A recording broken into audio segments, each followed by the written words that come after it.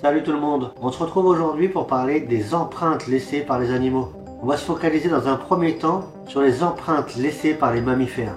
C'est une compétence que j'ai mis plusieurs années à développer, mais qui permet de faire une vraie différence dès qu'on recherche des animaux. Je vais vous donner une méthode ultra simple qui vous permettra d'identifier à coup sûr les empreintes que vous avez devant vous.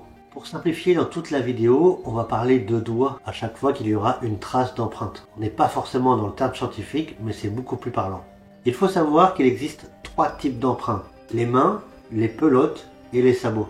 Penchons-nous d'abord sur les empreintes de mains. Alors pour pouvoir les distinguer, il va juste falloir compter le nombre de doigts.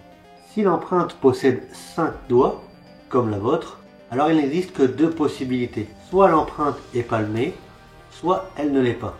On peut aussi faire le distinguo par rapport à la taille. Soit l'empreinte fait plus de 4 cm, soit elle fait moins de 5 cm. Qu'elle soit palmée ou supérieure à 5 cm, il s'agira à coup sûr d'une empreinte de ragondin. Les empreintes sont également identifiables avec le tracé que peut faire la queue du ragondin lorsqu'il se déplace. Et si vous avez une petite empreinte à 5 doigts qui fait entre 3 et 4 cm, c'est sûrement un hérisson.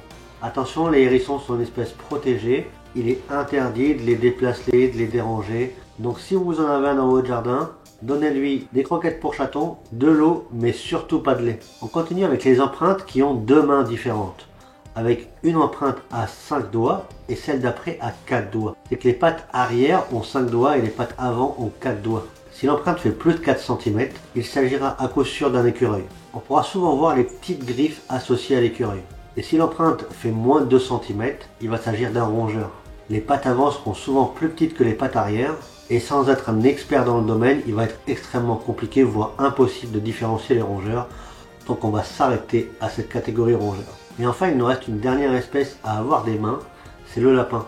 On pourra reconnaître une empreinte à 4 doigts. Les pattes arrière sont souvent beaucoup plus longues avec des poils et la forme est assez caractéristique.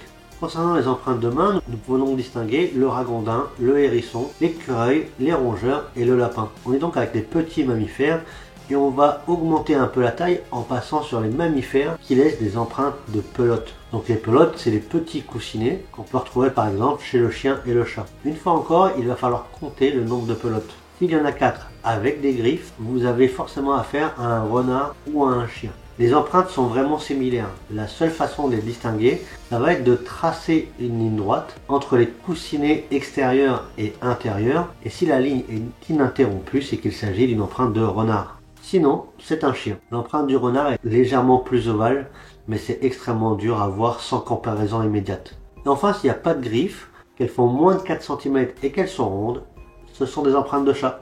Il est impossible de distinguer par leurs empreintes les chats sauvages, les chats arrêts et les chats domestiques. On se retiendra donc à un chat. Ensuite, si notre pelote compte 5 doigts, il va falloir encore une fois mesurer l'empreinte. Si elle fait de 5 à 7 cm et que vous pouvez identifier clairement les griffes, vous avez affaire à un blaireau. Les pelotes digitales sont alignées. Si l'empreinte fait moins de 5 cm et que les pelotes digitales sont en cercle, alors il s'agit d'un autre mustélidé plus petit. Belette, fouine, martre, mais une fois encore, impossible de les identifier juste avec leurs empreintes. Au niveau des pelotes, on rencontre donc le renard, le chien, le chat, le blaireau et les autres mustélidés. On va encore une fois passer à la taille supérieure des mammifères avec ceux qui ont des sabots. On reste sur la même schématique où il va falloir compter le nombre de doigts. Si vous pouvez compter 4 doigts, que l'empreinte fait plus de 6 cm de long, que les bords externes sont arrondis, c'est que c'est un sanglier. Il faut faire attention lorsque vous croisez l'empreinte à bien identifier les 2 petits doigts extérieurs du sabot. Ensuite, si vous comptez 2 doigts, il va falloir mesurer l'empreinte.